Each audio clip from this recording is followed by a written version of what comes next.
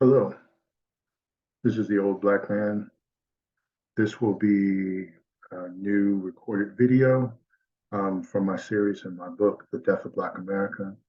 And today's topic is why Black women historically hate Black men.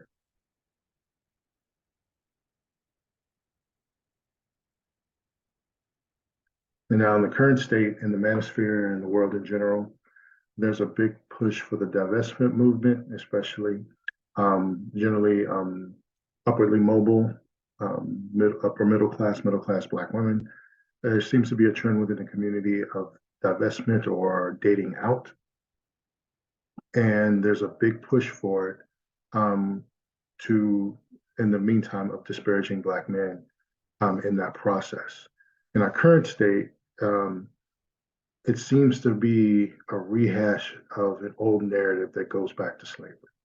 And looking at this current slide, there seems to be new motivators behind it between basically a higher standard of living and better treatment and some sort of validation or racial healing that comes from interracial dating. That seems to be one of the narratives that's now currently pushed. Looking on the screen here, Jodie Turner Smith. There are a lot of different things that she's been espousing, especially about her desire initially for a Black man, but she met who she met. She loves who she loves. But the more she talks, the more she releases about herself.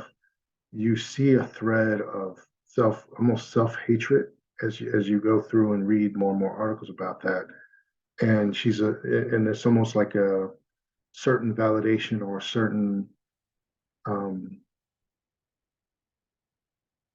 what's the word for it I'm looking for, that leveling up, stuff we want to call it, that of being with a white man, having a biracial child, having basically in a way to gain whiteness by proximity, validation from whiteness, reproducing a child that will be part white, that's thus a little better accepted in society. And so there's things like that. And so looking at these pictures here, it's always like this, there's a lot of negativity or disparagement about it, but a man's a man, I get that. But when you play the color game, there's something not, there's something that goes far, far, far deeper than this current narrative since in the last 10 years. So looking at these pictures here, you see the woman with blonde hair, you see the one in the middle.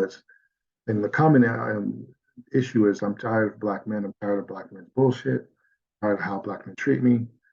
That's the common narrative with the divestment movement, with interracial dating. Oh, I'm not meeting men on my level. I'm not meeting men that are trying to work with me or partner with me. One of the other ones is they want to dim my glow.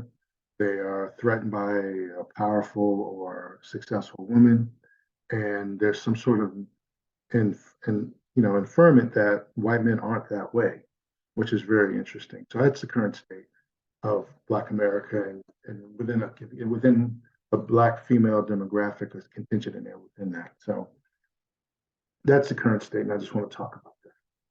Now, this issue goes way, way deeper, and it starts in slavery. I'm going to talk about the original wound. And the original wound of Black women's hatred, frustration with Black men stems from slavery. That's where it comes from. You don't see this in African women. You don't see this in women in South America. It's particularly special and unique to Black American women and chattel slavery within the U.S. And looking at the book I came across some years ago, Harriet Jacobs' book, The Incidents in the Life of a Slave Girl. I'm just going to read it. It was about an incident where her master made sexual advances to her in front of her brother, William. Harriet was sexually harassed daily by her master to become his concubine. And imagine she's standing there next to her brother in the house. They were house slaves.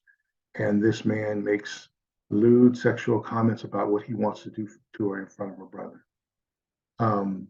And that was a daily thing for slaves at that time. A white man could have his way with a black woman anytime he wanted, whether he owned her or not. So in this instance, Jacobs wrote, I felt humiliated my brother to stand by and listen to such language as would be addressed only to a slave. Poor boy, he was powerless to defend me, but I saw the tears which he vainly strove to keep back. He wanted to act on her behalf, but he knew he could not. If he did, it would have cost him his life. And both would have been punished, but it most likely would have gotten him killed. And in this instance, this is the original wound. And Jacob states that her humiliation and her brother's inability to act on her behalf. She loved her brother deeply, but her respect was lost in this act of emasculation by his master. This feeling, a mix of anger, humiliation at the impotence of Black masculinity and Black patriarchy, is the crux of the Black male and female relationships today. This issue of not being man, not being man enough, not stepping up, not being a leader, all stems from slavery and then subsequent policies placed after slavery.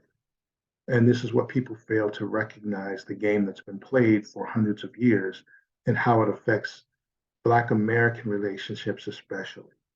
And this is the original wound, that failure of the Black male to act on behalf of a Black female love interest or a Black female family member. And that's a source of disrespect when men are supposed to are assumed to be providers and protectors. And when they don't act in that way, men know that that's an emasculating move for that to happen, to allow a man, and especially in this case, a white man, to dishonor a female family member or a love interest is is like kicking dirt in a wound at that point. And she talks about that very succinctly and very clearly here. And so that's the original wound, with that failure of Black men to step up within slavery and thereafter. So why so much anger from Black women? And the current with Cynthia G there, Dr. Umar Johnson, is there a war against the Black man? There's been a war on Black men since we were brought here as slaves.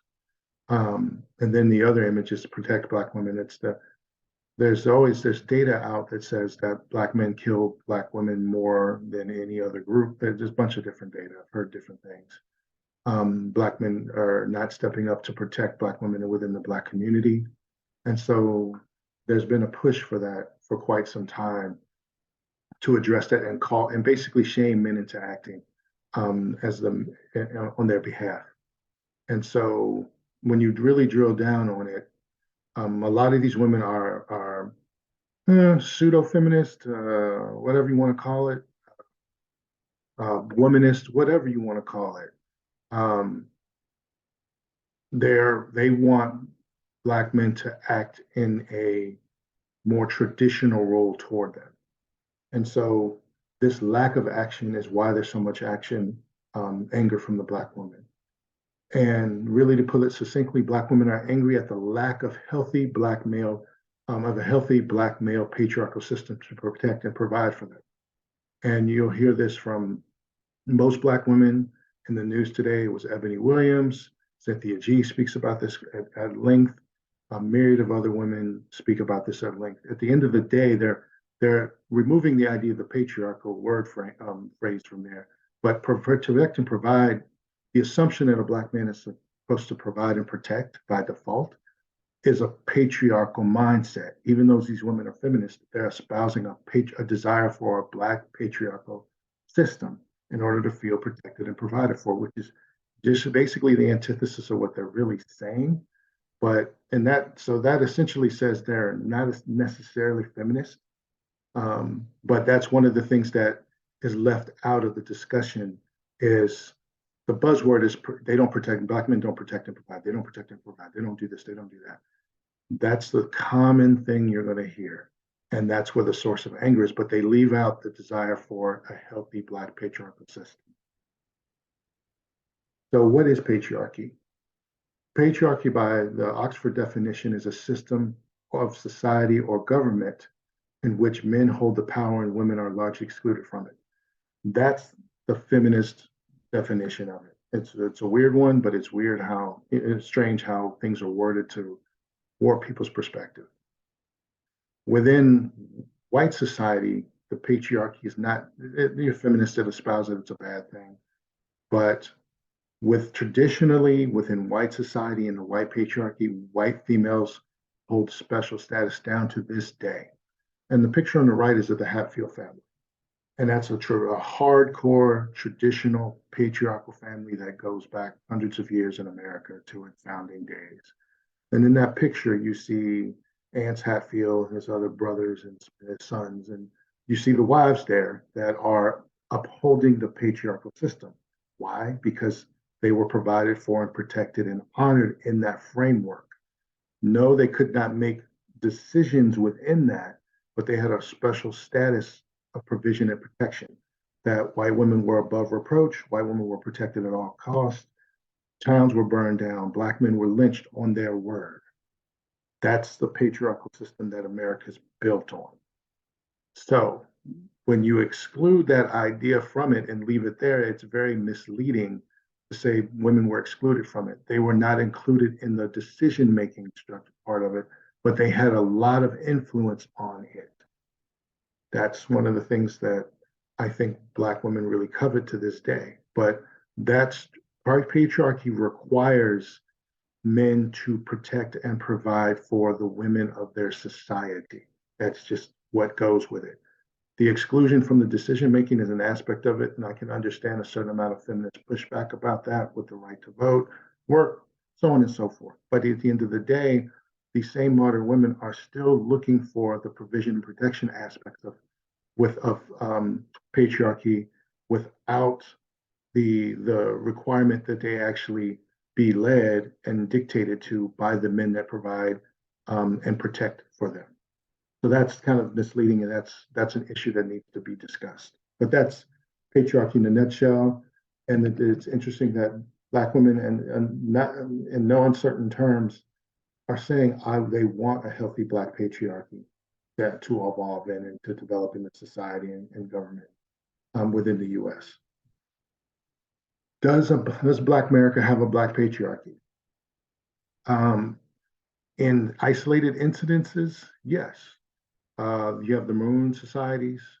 You had the Black towns that sprung up after Reconstruction that were burned down and scorched by white society. And I'd say the last true Black patriarchy system that we were trying to enact was killed off in the 60s and 70s with the Black Panther movement on the right. We have not had one since then. So, yes, we've had reconstituted Black patriarchy since the end of slavery, probably during slavery. Nat Turner, Gabriel Prosser, a bunch of other men that stood up, wanted to enact and free their people, protect their women, protect their society, their communities. But they were killed. And that's what happens when you buck up against white society and white patriarchy. You can only be one. It's going to be white patriarchy or Black patriarchy, not a blend of the two. And Black men are not respected within the white patriarchy, even though you see many men in the media aspiring to do so. It doesn't. You just don't get that. So, no, we do not have a Black American patriarchy. We have vestiges of it, and since the 1970s, we haven't had it at all, which brings us to our current state. Black women that espouse more of a feminist mindset are really just Black women in survivor mode. And they have attached themselves to a pseudo Black patriarchy or an idea of masculinity. Since the 1970s, after the Black Panthers were killed off and other Black power groups were killed off, the power vacuum that it created in the Black community left the gangs and pimp culture. One was organic from the gangs culture in the 70s that sprung up in the 80s. The pimp culture was always there under the radar, but once the 70s hit, that got a big media push. Since the 70s, so we have 50 years of a pseudo Black patriarchy. Uh, and so even down to the day on the far right, you see Thug Love, Diary of a Pimp's Wife. This is a fucked up version of masculinity that women have been raised in, and men too, for the last 50 years. It's fucked up, it's unhealthy, it's toxic, and it's leading to our die-off. And so with the gang culture, when that power vacuum occurred, the adult black males either were sent to prison or jailed. What you had was a bunch of damn adolescents that created their own pseudo warrior societies, which i.e. gangs, to flex and demonstrate masculinity, and in their way, within their community, cannibalize their community. They didn't push up overtly against the power structure. They sold drugs within the black community as cover, and did not really venture out to white society at that point. It became a closed society with basically the blind leading the blind. And so those young adolescents with no guidance, no true male leadership, created a pseudo fucked up warrior society that cannibalized its own people. Hence, crack cocaine being sold within the community, the gang violence among the Crips and the Bloods and the other gangs all over the country, New York, um, Chicago. That was just an offset of it. And so that's what people raised and deemed as masculine or as patriarchy. And yes, it is fucking toxic. It's a negative thing. And then there was also for the guys that are less good with their hands or less violent toward one another, there was exploitation of black women as a pimp. Again, these were more, you could call it more refined brothers that chose a more intellectual pursuit of, tricking the women into providing for them and flipping the role where they become provided for in order and under the guise of pseudo protection from these pimps. And that was a lot in this culture. You see, having a stable of hoes that work for you and provided for you is seen as a very masculine trait. It is fucked up, but that's down to this day. It affects the Ray Ray and Pookie phenomenon we've been seeing. And again, all this started in the early 70s. And we all remember, you can look back, look at the movies that came out that promoted this. And then it just, metastasized into the books, film, rap music, down to this day. So no, we do not have a healthy black male patriarchy. We have a pseudo black male patriarchy that is toxic. It is adolescent. It's unsophisticated, and it's cannibalistic. Period. There's nothing else to say about it. And if you want to keep a people managed, they are the best way to do that because they are no threat to the power structure.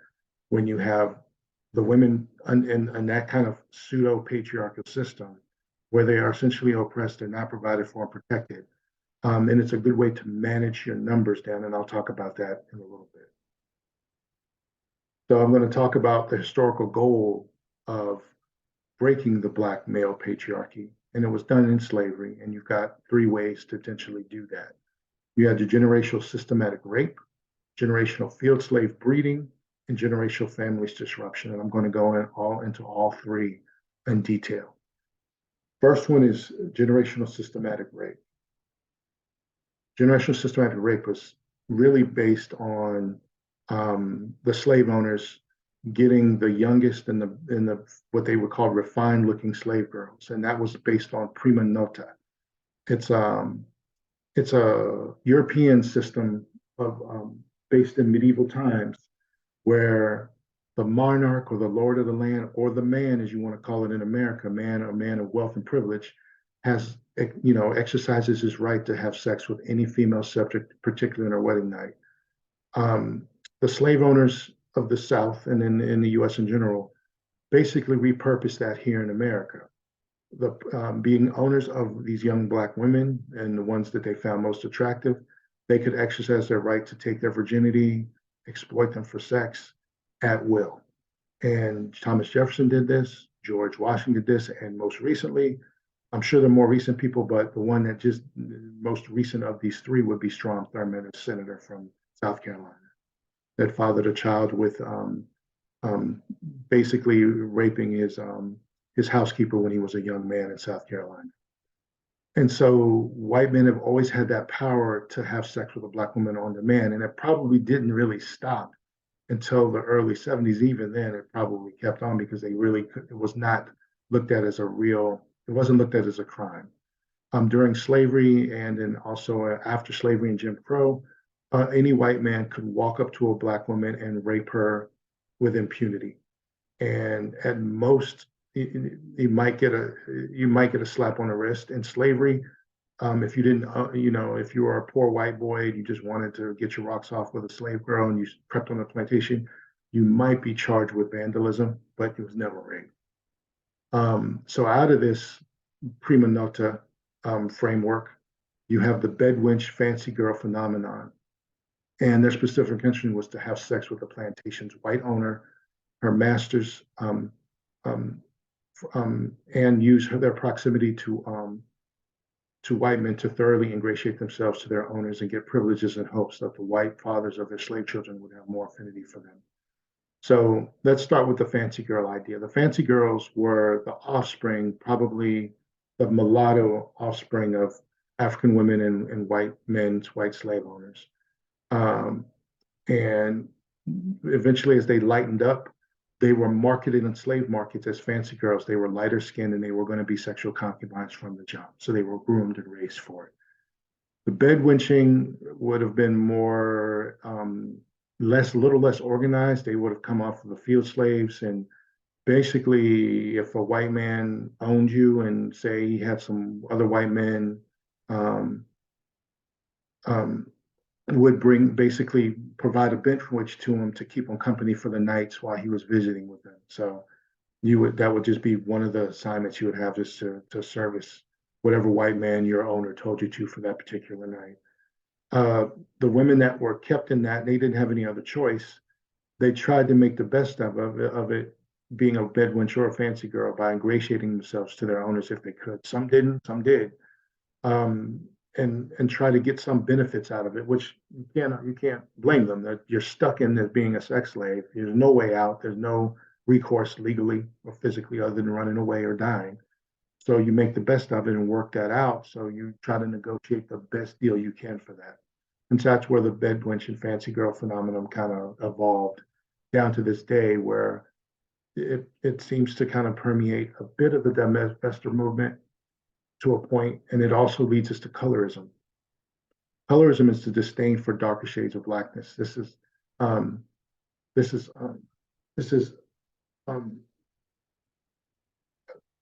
divisive. This is a device of systematic rape was specifically to produce lighter skinned slaves suitable for housework and to provide a level of comfort to the white owners to have slaves closer to their hue. Internalized inferiority and color value imposed by white American owners. And going back to the first slide with the women on the first slide, there was a certain amount of validation from being chosen by a white person or having children with a white person. That the children have light skin and good hair. So the colorism evolved out of systematic rape. And again, the white people put a higher premium on the lighter skinned slaves. They got maybe a little bit better treatment. They put a higher financial value on them to a certain extent. And then also the affinity or connection to whiteness that they had was seen as a boon to them, to the Black community, and to the white people around them. So they basically tolerated them slightly more. So those are the things from the systematic rape they're typically around the house slaves, but also with the field slaves.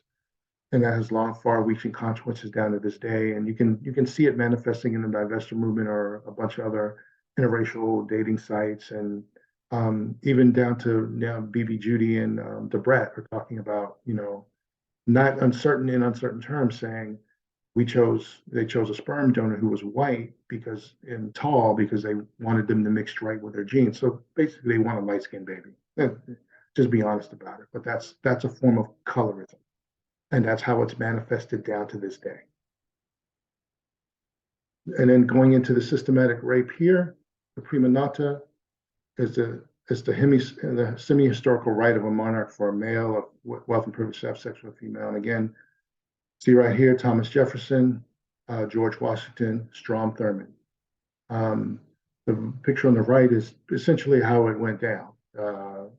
It was a field girls that would be raped by the friends or the slave owners themselves at will at any time. And the offspring out of that would be mulattoes or octoroons or quadroons, whatever you want to call it. And that evolved. And even Thomas Jefferson's concubine was the half sister of his actual legal wife. She was her mother was actually a slave or bedwench of some their former owner. George Washington had offspring by his slaves, and that woman does bear resemblance to him, oddly enough. And then you have Strom Thurmond and his daughter. And again, he claims he loved her, but there was a woman in 1920, 1930. He really had no recourse but other to take his advances for sex. And so he fathered a child with her. He did put the child through school, even though he espoused segregation to stay in political power.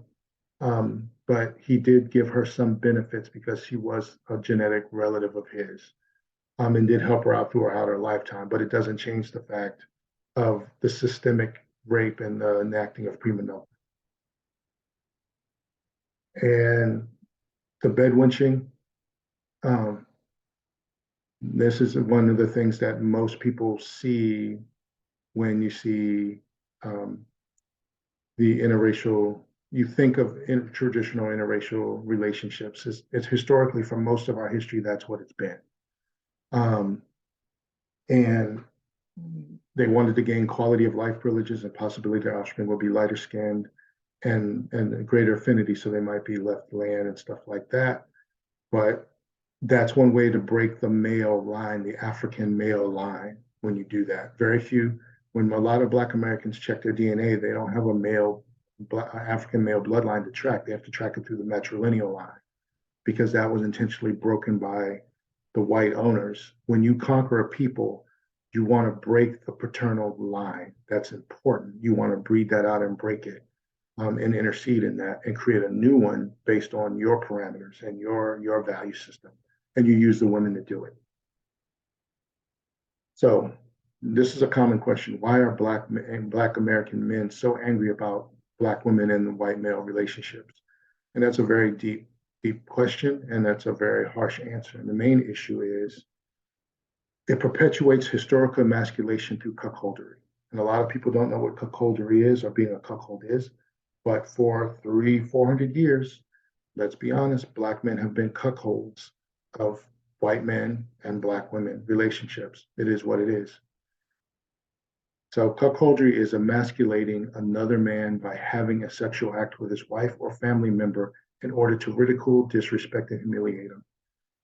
Some years ago, I sat in on a phone call, and a man called in and actually talked about in the 1940s, where a Black woman working as a sharecropper was repeatedly raped during her husband's lunch break by the overseer.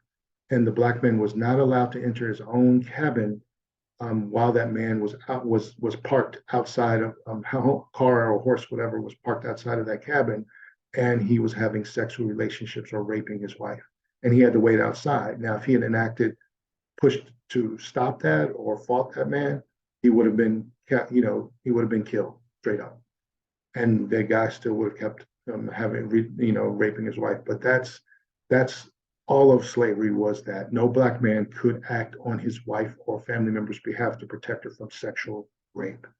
Just wasn't happening. So a lot of people don't want to just hear this, but Black men have been cuckolds for a long time, and that's where the source of frustration comes from, and the anger comes from, and the terms of bedwench get hurled about.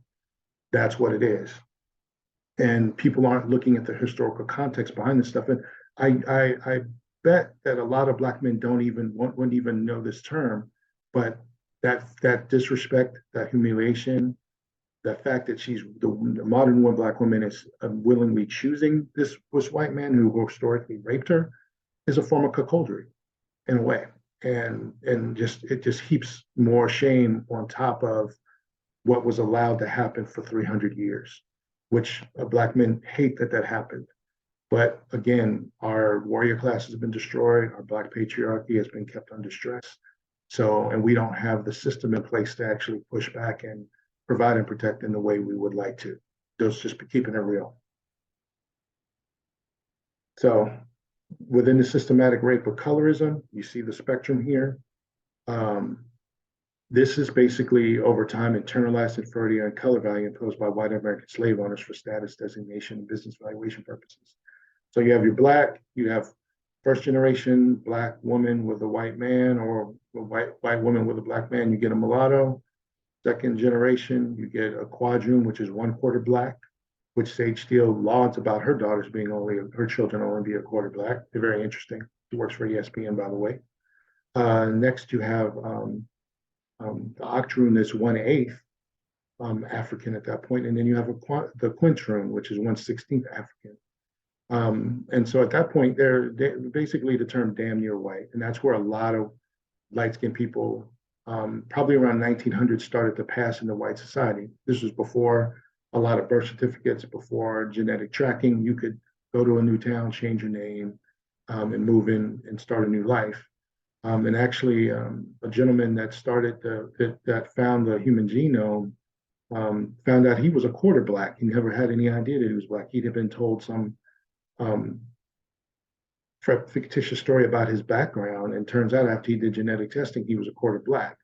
Turns out, probably both of his parents were passing at one time, or people in his family were passing on both sides, um, most likely. And so he made disparaging remarks about low black intelligence, Africans being of low intelligence. Turns out the guy's a quarter black. It was really interesting. I think somebody should send him a dashiki for his birthday. He's still alive, but he's an older gentleman now. But this this color spectrum, this colorism was imposed by white people on black people again. And so we're taking our value system from the people that essentially broke us, and now continue to disenfranchise us. So modern example of colorism and white proximity. And I'm just going to talk about Serena Williams. It was interesting how the story was about, she was surprised that with her notoriety, her fame, and her probably being married to a white husband, that her needs as a black woman were dismissed by healthcare providers. Oddly, why would you be surprised at that? And then Jodie Turner-Smith saying raising a Bryson has helped her heal her own conversations around colors, and she felt threatened or insulted growing up by people that looked like lighter skinned people or white people around her that probably made disparaging comments around her. But having a biracial daughter, some reason, has validated or healed her is a very strange thing to say. Then Sage Steele's blog, No, I'm Not the Nanny. This is the woman that espoused or was, plotting the fact that her children are only a quarter black. And she's frustrated that people still think she's the nanny of these children. And she's thinking that, they should assume that I'm the mother and I should get a certain amount of validation, and because of my proximity to whiteness and my lighter skin. And that's the bullshit, argument they take, or delusional mindset that these people take with that white proximity and interracial coupling is going to basically overshadow or compensate for your blackness. Doesn't happen, won't happen, folks. So now we're going to talk about the next phase, was the field slave breeding, and this was a much rougher model. The slave business model of these were field slaves, and the business model of selecting black women and men for breeding and reproduction to produce black slaves for sale to meet increased market demand. And this is from 1808 to 1865, when they shut down the international slave trade and they needed to produce in-house the slaves for market. And from over those basically 50 years, the black population quadrupled.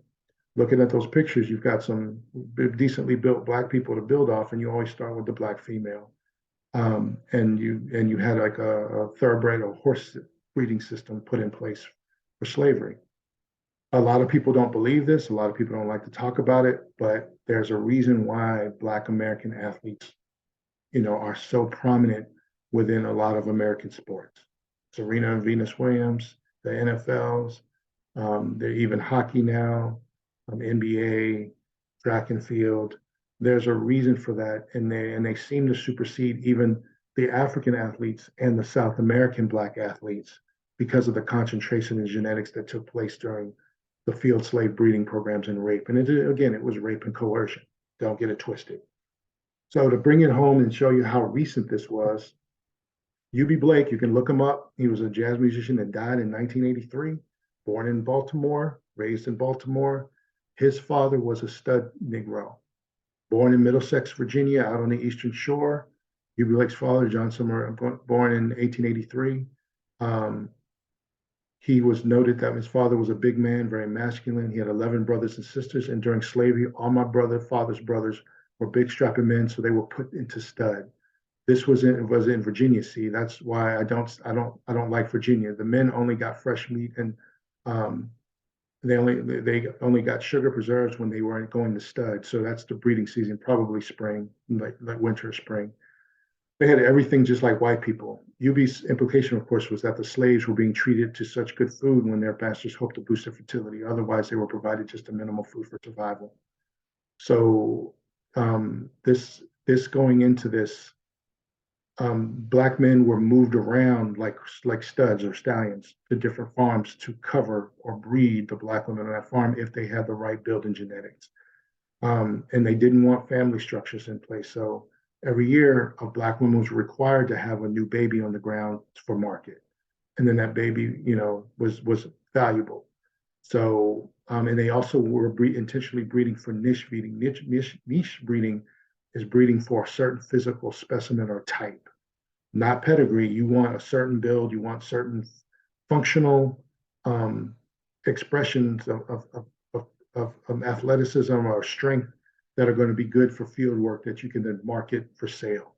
And Hubie Blake's father was one. And he actually said in another thing, he didn't know how many children he had. He actually told Hubie, you probably, you could have hundreds of offspring of brothers and sisters around Virginia and Maryland because I don't know how many children I fathered that may have survived. He has no clue because he was moved around as well as his 11 brothers. So it's really interesting to see um, that intentional, um, focused breeding program of niche breeding for a specific field Negro type, which you see in the NBA, you see in the NFL, you see in the Venus or Serena scene, you see it, you probably see it even in Tiger Woods, even from his father, coming from the deep South. Um, and you see it, and people know this, but it's an unspoken truth that people just don't want to address. And so, um, going deeper with how dark this was, uh, there were points where a black woman would be raped if she didn't would be beaten if she didn't go with the stud she was put to, or they would have supervised breedings where they would stand there like you're a horse and make sure that this woman was covered in bread during her fertile time. Um, or they were locked in a barn or locked in a room until they copulated and to make sure that that woman had a baby every year. That's how far they took it. And a lot of Black Americans don't want to process that information. And going further, the selective breeding program was highly, highly intentional. So certain Black males did not get to breed, only the ones that they thought were good specimens. And some farms were just word of mouth. Nope, you can't breed here, or we're not going to use you, or I'm not going to rent you from your owner. Some went as far as castration. And looking over here, George Washington Carver, he was castrated. And the reason he was castrated is because he was a house slave and he was in close proximity to a white female. So his owner had him castrated as a boy. This is, look up the research, but it's documented that when he died, they did an autopsy and they said all he had was scar tissue where his testicles should have been. So he was castrated as a boy. He would just never talk about it. And he had a very high voice. So he never developed some secondary male characteristics because of that. This was not uncommon in the South to geld, they would call it gelding, not castration. Call it in the horse business, you call it gelding. The substandard males are the males you don't want crossing to your stock, your breeding stock, the black females. So don't get it twisted. You go to South Carolina, you go to Georgia, you go to Alabama, you go to Louisiana, you see a lot of big black people. That's not an accident. That was the slave breeding program for market. And the castration was just was a way of culling the gene pool to get the genetic expression that they wanted. So modern day, and then these have modern day's effects on the black community even to this day. And out of that slave breeding program, you have the Jezebel stereotype, which is the hypersexual stereotype of the black female that's voracious, who will have sex with anyone. We have the Mandingo, hypersexual stereotype of the black male as sexually voracious, who will have sex with anyone. Then you have the black brute stereotype out of that, the stereotype of black males as highly prone to violent and animalistic behavior that must be tightly managed, hence the policing. Overvalued emphasis on athleticism for a sense of individual and community self-worth. Within our community, we emphasize sports too much. That comes from slavery. The big, strong buck that could pick cotton all day, jump high, run fast, pick up jump a four-rail fence, cut wood, lift, fence post. That was highly, highly lauded. We also have the stereotype of low intelligence and high physicality. They didn't want to breed us for intelligence. That was part of the Black Code. You didn't want expressions of intelligence. Low intelligence, moderate intelligence was lauded. You don't want anybody who was too uppity or too proud. So that was in a way kind of culled out with the implementation of the Black Codes. And then down to this day, the community does not value high intelligence among Black males. It's just something that we just have. It's not as much of a stigma among Black females, but among Black males to be highly intelligent is seen as a negative thing, which is a direct correlation to the Black codes that did not want Black people to speak in proper English, did not want people to learn to read. It all comes from there. And this was specifically to manage your field slave population. So, and then you had your familial disruption. Forced slave breeding and sale was a direct cause of generational family disruption. This also fed into the stereotype that Black Americans did not want or know how to operate in family units. So that's George Washington Carver again, Frederick Douglass. Frederick Douglass was a product of rape. His mother gave birth to him, but he was taken away from her when he was an infant, and he was kind of wet nursed and nursed by a Black woman. He saw his mother a few times before he was born because she was put back to work, and he was sold as a baby to a white family as a playmate. George Washington Carver's family was disrupted by the Civil War, where his mother and sister and maybe his father were taken by guerrillas, and then they were never found again. His white owner had tracked down and found him and returned him to slavery, and hence castrated him as he got a little bit older there. But he didn't grow up with his family either. And then you see the slave, the typical thing in Americas was breeding us like animals negated the family structure. The fact that the stud system was used is you couldn't form, they didn't want, familial bonds and romantic bonds set. So that it made it easier to sell stock as animals at that point. So that allowed for that. So that was one of the reasons that stereotype came from, to actually justify the sale of Black Americans, is that they just don't care about it. It's not something that they do. It's not natural to them. As justification of, they cry a little bit, but it doesn't really mean anything to them. They're just like animals, and they could care less about their offspring or their loved ones. In reality, they'll get over them in a few hours, just like animals at an auction.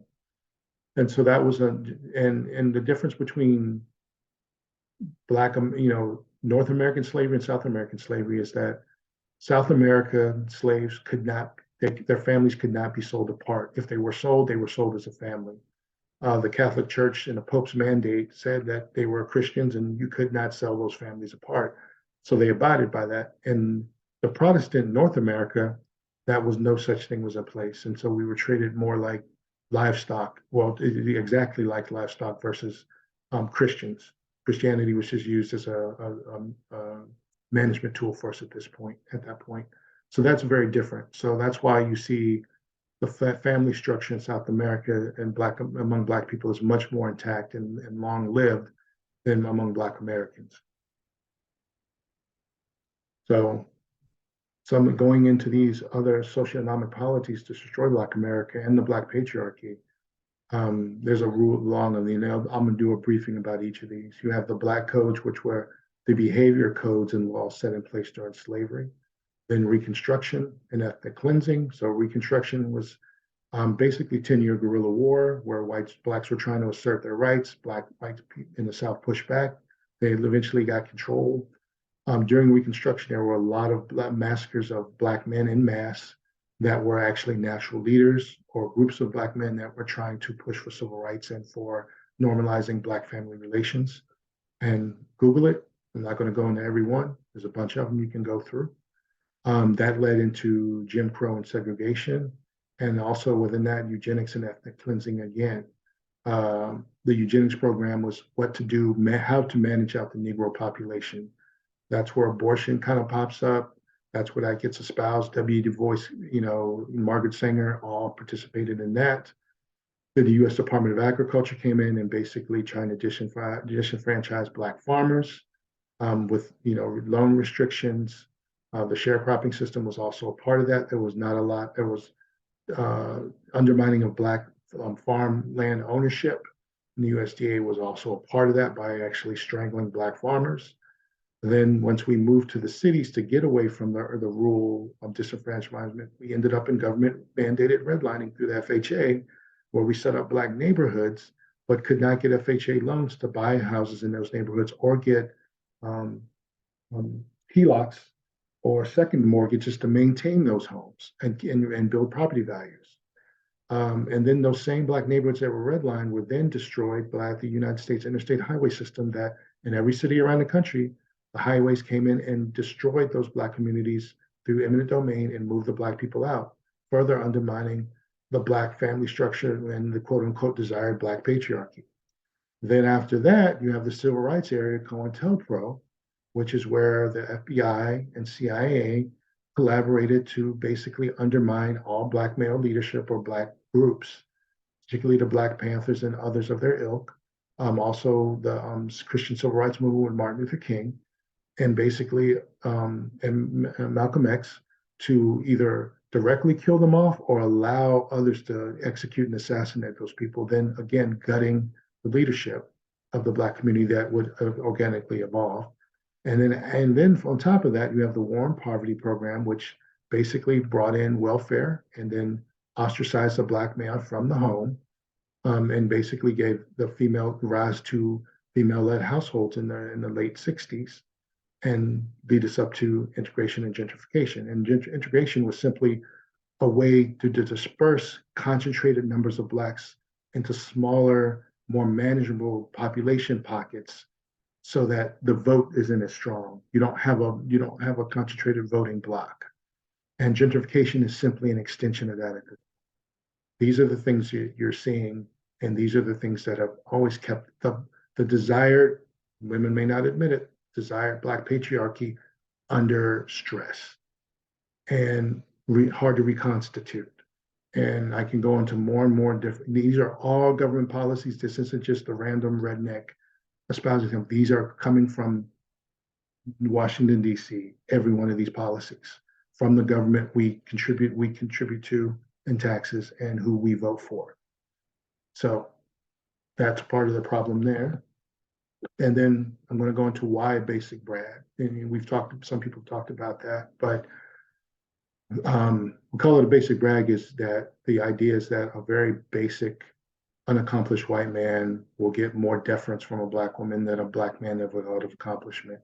And I've seen this multiple times, but this goes back to slavery and the color spectrum and colorism. And a basic Brad essentially still has systematic white masculine power, even if he looks like a little nerd, the willow of a nerd or a goofball. His word carries more weight in society than a Black man that's got far more education and accomplishment. So that systematic white masculine power is attractive to women and women tend to naturally gravitate to hypergamy. So it makes sense that a basic Brad would have a certain amount of systematic masculine power that's attracted to them, a little more advantages, along with perceived economic advantages, perceived social acceptance that this person has chosen you. And so I must be a higher quality person than the rest of the Black community. And then internalized colorism preference, that being around lighter skinned people or producing someone of lighter skin is a benefit. And again, white proximity again. And then also embracing the lost cause narrative, because what I notice is a big gap in understanding Black history. The lost cause narrative is that the South were honorable men and women that Slavery wasn't the cause of the war. When even though slavery existed, we were good to our slaves. We loved them. We cared for them. They loved us, and it wasn't as much animus as they want to believe. So, and even if there was, we can reconstitute that through love and screwing that it's going to overcome um, the racism that we currently see in our modern world. So what remaining Black Americans will look like in 100 years? This is a quote from Unmasking the Klan by Stetson Kennedy. We will give ninjas civil rights after we fuck them white. That's really what it is. And I just use this picture here. This is a woman from Tasmania who is one of the last remaining Aborigines. Very interesting. She's descended from white men that raped the Tasmanian women in Tasmania. There are no full-blooded Tasmanians left in Tasmania. They were the last full-blooded one died in 1876. But in Tasmania, there was a shortage of white women, so the white men in Tasmania would actually capture and rape and keep the Tasmanian women as sex slaves, and she is a direct descendant of one of those. And there's little enclaves of them. But as we keep up with our desire to integrate through interracial marriage and screwing or whatever, this is what Black America is going to look like in probably 100 years. Our numbers are decreasing. The birth rate is too low to replace at this point.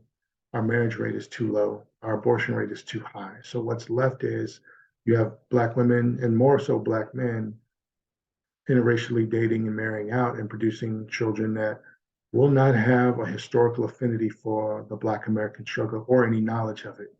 This woman is unique in that she does have that history and she's been fighting for it, but if she wanted to, she could just pass into white society and not say one word about her past. She's trying to honor it, and we'll see where it goes. But I really, at this point, don't see upside to what we're doing.